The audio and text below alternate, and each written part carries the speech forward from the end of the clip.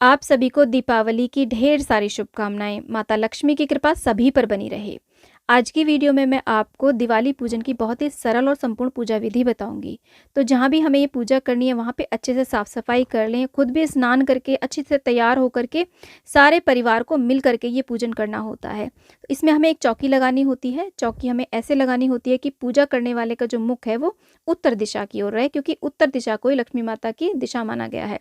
और इस प्रकार से देखिए चौकी लगाएंगे, चौकी के ऊपर लाल रंग का वस्त्र बिछाएं। अगर आप पोस्टर लाए हैं लक्ष्मी माता का तो वो दीवार पे लगा लें। सुंदर सी डेकोरेशन भी आप कर सकते हैं। साथ में हमने चौकी के ऊपर देखिए अक्षत यानी कि चावलों से एक स्वास्तिक बनाया है। इसके ऊपर हम लक्ष्मी दीपक प्रज्वलित करेंगे। अगर आप मिट्टी की मूर्तियां लेकर के आए हैं धनतेरस वाले दिन तो उन्हें भी ऐसे फूलों का या अक्षत का आसन देते हुए विराजमान कर लें। अगर आप नई मूर्तियां नहीं लाएं तो कोई बात नहीं, जो भी आपकी मंदिर की मूर्तियां हों, धातु आदि की हों, तो उन्हें पंचामृत से स्नान करा करके यहाँ पूजा में आप विराजमान कर सकते हैं। तो यहाँ पर हमने लक्ष्मी गणेश जी की मूर्तियों को भी विराजमान कर लिया। साथ में सोना चांदी धन, जो भी धन होता है ना, वो पूजा में रखा जाता है। आप चाहें तो यहाँ पर कौड़ी, कमलगट्टे, गोमती चक्र, जो भी धन सूचक चीज़ें होती है ना, वो भी यहाँ पे रख सकते हैं। जो भी नए बर्तन आप धनतेरस पे खरीद के लाएं उन्हें भी आप पूजा में रख लें। अब एक देसी घी का हम दिया प्रज्वलित करेंगे। तो इस दिए का मुख हम करेंगे लक्ष्मी माता की तरफ को। और ये जो बड़ा दिया सरसों के तेल का जलाया जाता है, ये देवी स्वरूप में जलाया जाता है, यानी कि ये देवी के स्वरूप में ये दिया माना जाता है। तो इसका मुख हम अपनी तरफ करते हैं। ऐसे हम अपनी तरफ मुख करते हैं इस दिए का। आप चाहें तो देवी की तरफ भी कर सकते हैं, लेकिन ये देवी स्वरूप में ये दिया जलाया जाता है तो इसका मुख हम अपनी तरफ करते हैं। लंबी बाती का ये दिया होता है। दूसरा दिया आप कैसा भी जला सकते हैं। ये सरसों के तेल का ही जलाया जाता है। पूरी रात ये दिया जलता रहे, इस तरीके से आप बड़ा सा दिया लीजिएगा, काफ़ी सारा तेल और लंबी सी बाती लगाइएगा इसमें। इसके बाद में हम ऐसे जल का छींटा दे करके सभी को स्नान भाव रूप में स्नान करा देंगे। और ऐसे देखिए हमने सभी को स्नान करा दिया है। उसके बाद में इत्र लगा करके हम सभी को वस्त्र रूपी कलावा, जनेऊ आदि समर्पित करेंगे। लक्ष्मी माता को साफ सफाई और सुगंध बहुत ज़्यादा प्रिय है, तो इत्र का प्रयोग हमें इस पूजा में जरूर करना है। इस तरीके से देखिए हमने गणेश भगवान को, लक्ष्मी माता को, सभी को हमने ऐसे वस्त्र रूपी कलावा समर्पित कर दिया है। और इसमें देखिए कुबेर भगवान सभी दिए गए पोस्टर में, तो सभी का हम पूजन करते चलेंगे।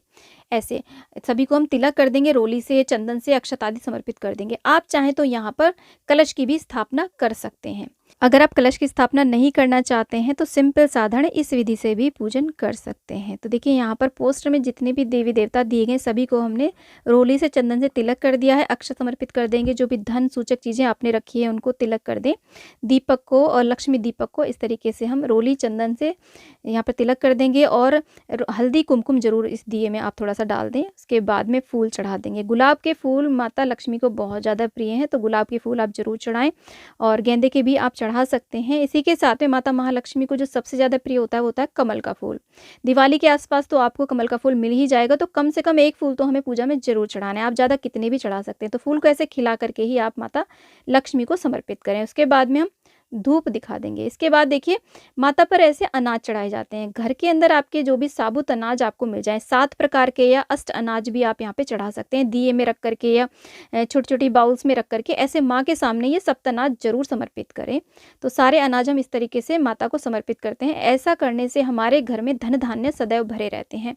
इस प्रकार से सारे अनाज हम ऐसे यहाँ पे चढ़ा देंगे। बस ये साबुत होने चाहिए, हमें टूटे हुए अनाज नहीं चढ़ाने, साबुत अनाज ही हमें चढ़ाने। इसके बाद में हम खील पताशे का भोग लगा देंगे। दिवाली की पूजा में खील पताशे का सबसे ज़्यादा महत्व होता है, तो इसका भोग आप जरूर लगाएं। इसके अलावा आपने कोई भी मिठाई घर पे बनाई हो या मार्केट से मिठाई लाए हो तो मिठाई का भी भोग हम लगा देंगे। दिवाली मिठाइयों का ही त्यौहार माना जाता है, तो मिठाई का भोग आप जरूर लगाएं। पंचमेवा का भोग लगा सकते हैं, ऋतुफल का भोग लगा सकते हैं। जो भी ऋतुफल आपको उपलब्ध हो जाए उनका आप यहाँ पे भोग लगा दें। इसके बाद में जल का हम भोग लगा देंगे। मीठे पान का भी भोग आप समर्पित कर सकते हैं, या फिर ऐसे पान का पत्ता ले करके उसके ऊपर खील पताशे रखेंगे, थोड़ी सी मिठाई रख करके माँ को हम ऐसे समर्पित कर देंगे। आप चाहें तो इस पान के ऊपर लौंग इलायची भी रख सकते हैं। तो ऐसे माँ को पान आप जरूर समर्पित कर दें मुख शुद्धिकरण के लिए। तो हमने यहाँ पे माँ को पान चढ़ा दिया है। और इसके बाद में देखिए खील की हम ऐसे वर्षा करेंगे। हाथों में खील लेकर के, इस धान वर्षा बोला जाता है, ऐसा माना जाता है कि ऐसा करने से हमारे घर में धन की वर्षा होती है। तो माता लक्ष्मी के ऊपर ऐसे हम खील से वर्षा कर देंगे और माँ से हम प्रार्थना करेंगे। इसके बाद में देखिए आरती की जाती है। तो ऐसे आप कपूर से आरती कर सकते हैं या अलग से और दिए जला करके भी आप आरती कर सकते हैं। कोई-कोई भक्तजन के यहाँ पर माता लक्ष्मी की आरती नहीं की जाती। देखिए हमारे यहाँ पर तो मैं बचपन से देखती आई हूँ, परिवार सहित मिल कर के माता लक्ष्मी की, गणेश भगवान की आरती की जाती है दीपावली पर। आपके यहाँ पर नहीं की जाती है तो आप अवॉइड कर सकते हैं।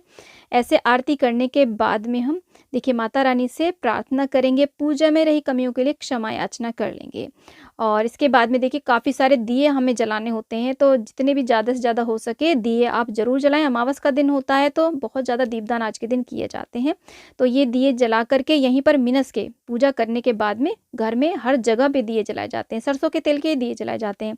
इसी के साथ में देखिए धनतेरस पे आप झाड़ू लेकर के आएँ और आपने इसका पूजन धनतेरस पे नहीं किया है तो दीपावली पर भी आप इस झाड़ू का पूजन कर सकते हैं, क्योंकि झाड़ू को भी लक्ष्मी माता का ही स्वरूप माना जाता है। इसके ऊपर कलावा बांधें, टीका करें, अक्षत पुष्प आदि समर्पित करें, धूप दीप दिखाएं। इसके बाद में हम जल के छींटे देकर के आचमनी का भाव करा लेंगे। माता रानी से हम प्रार्थना करेंगे, क्षमा याचना कर लेंगे। कोई कोई तो यहाँ तक कहते हैं कि माँ लक्ष्मी के हाथ नहीं जोड़े जाते। देखिए ऐसा कुछ नहीं है।